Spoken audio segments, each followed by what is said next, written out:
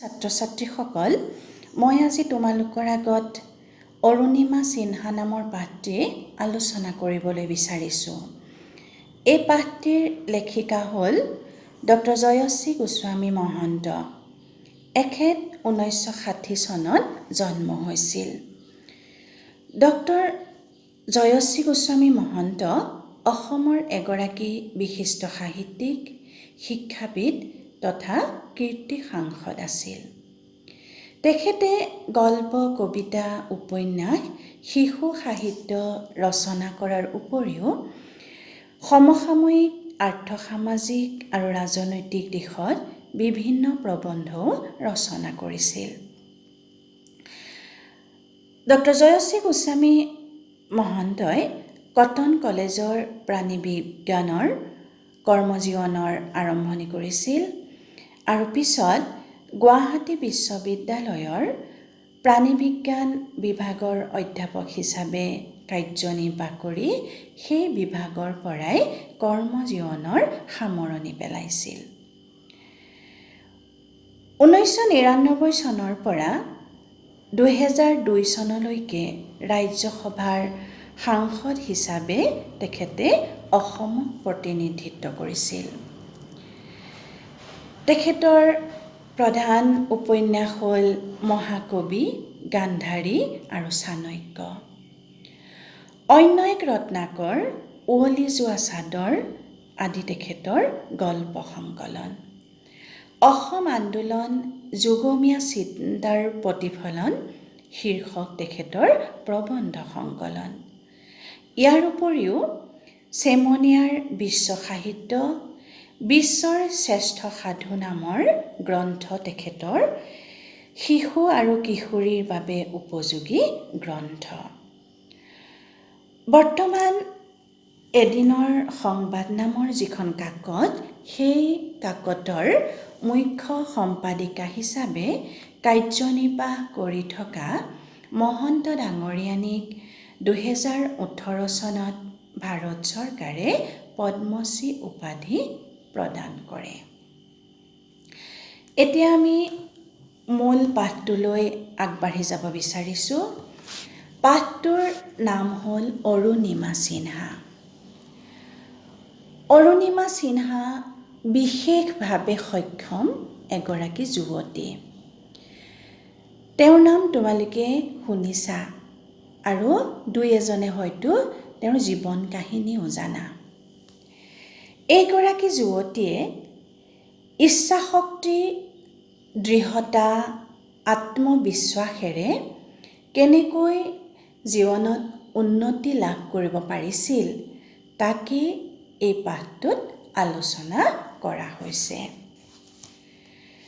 অৰুণিমা সিনহা আছিল 26 বছৰীয়া এগৰাকী যুৱতী। তেওঁৰ ঘৰ আছিল উত্তৰ প্ৰদেশত। অৰুণিমা সিনহা ৰাষ্ট্ৰীয় পৰ্যায়ৰ এগৰাকী ভলীবল খেলুৱৈ আছিল। কিন্তু 2011 চনত ঘটা এটা ঘটনাই অৰুণিমা সিনহাৰ জীৱনৰ গতিয়েই সলনি কৰি পেলাইছিল। এবাৰ তেওঁ লক্ষ্ণৌৰ পৰা দিল্লী অভিমুখী ৰেলগাড়ী এখনত ঘৰলৈ বুলি আহি আছিল। তেনেতে ৰেলগাড়ীৰ ভিতৰত এদল ডকাইত সোমাই যাত্ৰীবিলাকৰ পৰা বিভিন্ন ধৰণৰ মূল্যৱান অলংকাৰ, টকা পইচা কাঢ়ি লৈছিল।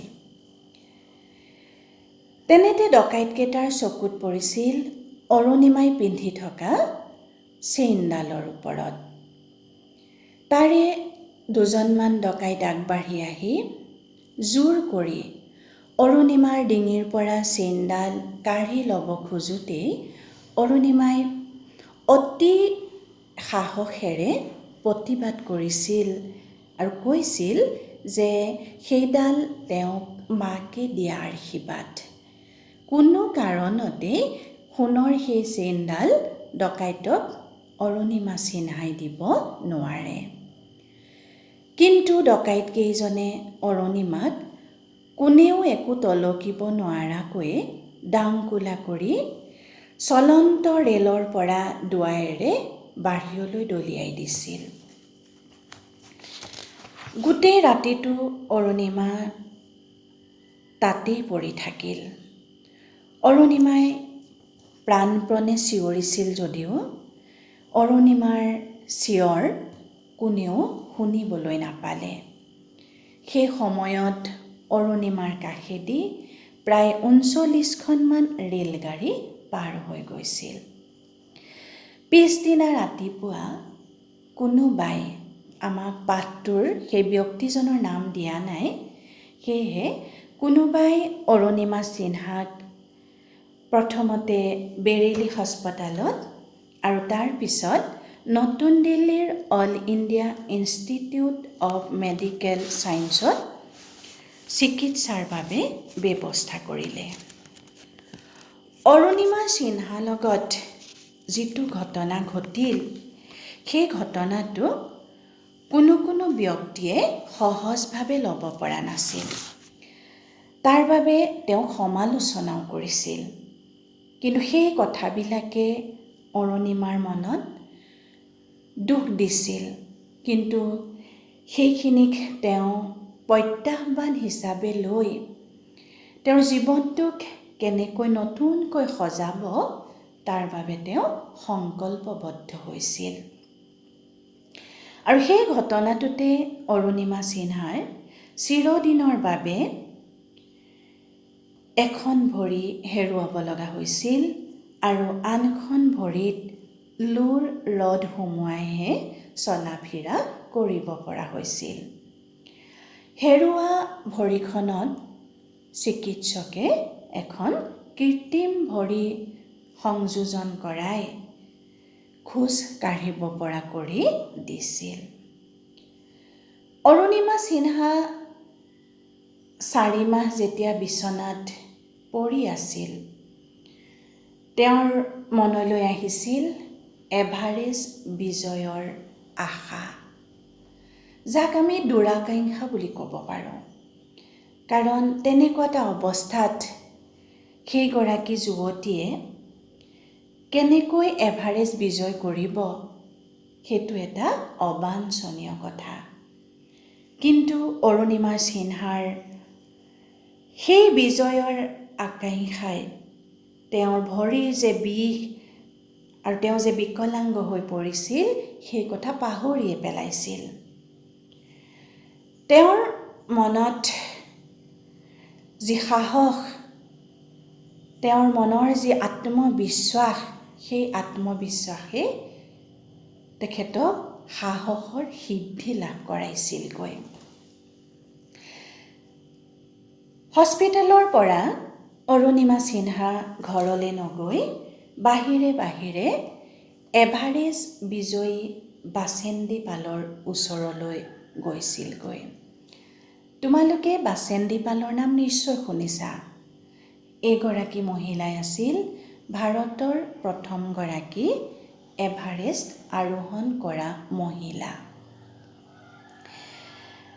অৰুণিমা সিনহাৰ সপোন, প্ৰত্যাহ্বান আৰু আত্মপ্ৰত্যয়ৰ ভাৱটোৱে বাসেন্দি পালক বিশ্বাস জন্মাইছিল যে উপযুক্ত যদি প্ৰশিক্ষণ আৰু সাহস পায়, এইগৰাকী যুৱতীয়ে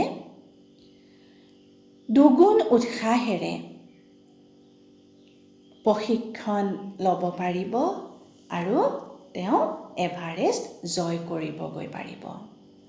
সেয়েহে বাসেন্দি পালে তেওঁৰ সকলোবিলাক কথা সহমৰ্মিতাৰে শুনাৰ পিছত কেনেকৈ এভাৰেষ্ট জয় কৰিব পাৰি, তাৰ বাবে তেওঁ অনুশীলন চলাবলৈ উপদেশ দিলে।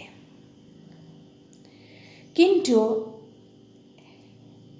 এভাৰেষ্ট বিজয়ৰ যি সপোন, সেই সপোনক তেওঁ যদি আগৰ কৃত্ৰিম ভৰিটোৱে হয়তো ব্যাঘাত জন্মাব পাৰে। সেয়ে অৰুণিমা সিনহাই কেইবাজনো ব্যক্তিৰ আৰ্থিক সাহাৰ্য লৈ এটা নতুন কৃত্ৰিম ভৰি লগাই ল'লে আৰু তাৰপিছতেই বুকুত হেজাৰ সপোন বান্ধি উত্তৰ কাশীত থকা ইকো এভাৰেষ্ট এক্সপেডিশ্যন গ্ৰুপত যোগ দিলেগৈ। টাটা ষ্টীল এডভেঞ্চাৰ ফাউণ্ডেশ্যনে চলোৱা অনুশীলন কেম্পত এভাৰেষ্ট বিজয়িনী বাচেন্দি পালৰ তত্ত্বাৱধানত অনুশীলন চলিল। অৰুণিমা সিনহাৰ কিন্তু শাৰীৰিক আৰু মানসিক দৃঢ়তা আৰু অধ্যৱসায়ৰ অভাৱ নাছিল। দুগুণ উৎসাহেৰে বা তেওঁৰ হেৰুৱা ভৰিৰ যি দুৰ্ভাগ্য, সেই দুৰ্ভাগ্যক সৌভাগ্যলৈ ৰূপান্তৰিত কৰিবৰ বাবেই অতি সাহসেৰে তেওঁ অনুশীলন চলাবলৈ ধৰিলে। স্বাভাৱিক মানুহে যিটো খোজ দিওঁতে 2-3 মিনিটতে শিকিব পাৰে, অৰুণিমা সিনহাৰ সেই ক্ষেত্ৰত 3 ঘণ্টাও লাগিছিল। কিন্তু কোনো ক্ষেত্ৰতে অৰুণিমা সিনহাই সাহস, দৃঢ়তা এৰি দিয়া নাছিল। অৱশেষত অৰুণিমা সিনহাৰ ইচ্ছাশক্তি আৰু দৃঢ়তাই আৰু সাহসৰ জৰিয়তে লাডাখত থকা মাউণ্ট চামছেৰ কাংৰীৰ উচ্চতালৈ যাবলৈ স্থিৰ কৰিলে আৰু সেই উদ্দেশ্যেৰে তেওঁলোকে আগবাঢ়ি গ'ল মাউণ্ট চামছেৰ কাংৰীৰ অভিমুখে। সেই মাউণ্ট চামছেৰ কাংৰীৰ উচ্চতা আছিল 21,798 ফুট। কিন্তু বতৰ প্ৰতিকূল অৰ্থাৎ বেয়া হোৱাৰ বাবে অৰুণিমা সিনহাই 21,108 ফুট উচ্চতালৈহে আৰোহণ কৰিবলৈ সক্ষম হৈছিল। বাকী 690 ফুট অতিক্ৰম কৰিবলৈ বাকী থাকোঁতে তেওঁলোক নামি আহিব লগা হৈছিল। তেওঁ এই যাত্ৰাৰ যি অসম্পূৰ্ণ হ'ল, তাৰ বাবে কিন্তু তেওঁ মনৰ দৃঢ়তা হেৰুৱাই পেলোৱা নাছিল। সেই দৃঢ়তা অধিক দৃঢ়হে হৈ গৈছিল। সেই সময়তেই তেওঁৰ মনলৈ আহিছিল মাউণ্ট এভাৰেষ্ট জয়ৰ তীব্ৰ আকাংক্ষা। আৰু সেই সময়ত তোমালোকে সকলোৱে চিনি পোৱা যে ভাৰতৰ ক্ৰিকেটাৰ যুৱৰাজ সিং, তেখেত এগৰাকী কৰ্কট ৰোগত আক্ৰান্ত ব্যক্তি। কিন্তু মনৰ সাহসৰ জৰিয়তে তেওঁ সেই ৰোগক পৰাজয় বৰণ কৰাবলৈ সক্ষম হৈছিল। আৰু সেইগৰাকী যুৱৰাজ সিঙেও অৰুণিমা সিনহাৰ সাহস দিছিল। তেওঁ কৈছিল যে মনৰ বল আৰু আত্মবিশ্বাস থাকিলে শাৰীৰিক প্ৰতিবন্ধকতা কেতিয়াও হেঙাৰ হ'ব নোৱাৰে মানুহৰ উন্নতিৰ ক্ষেত্ৰত। আৰু তেনেকুৱা এটা মনে আছিল অৰুণিমা সিনহাৰ, যাৰ জৰিয়তে এগৰাকী যুৱতীয়ে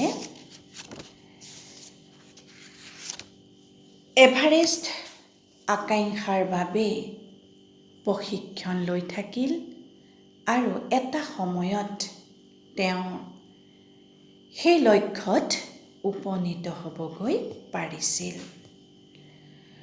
প্ৰবল ইচ্ছাশক্তি, দৃঢ়তা, আত্মবিশ্বাসে মানুহক জীৱনৰ উচ্চ শিখৰতম পৰ্যায়লৈ লৈ যাবলৈ সাহস দিয়ে। মাত্ৰ অন্তৰত লাগিব দৃঢ়তা। অৰুণিমা সিনহাই এভাৰেষ্ট জয় কেনেধৰণেৰে এভাৰেষ্ট আৰোহণ কৰিব পাৰিছিল, সেইখিনি কথা আমি পাঠটোৰ দ্বিতীয় অংশত আলোচনা কৰিম। এতিয়া আমি এইখিনিতে পাঠটোৰ সামৰণি মাৰিছোঁ।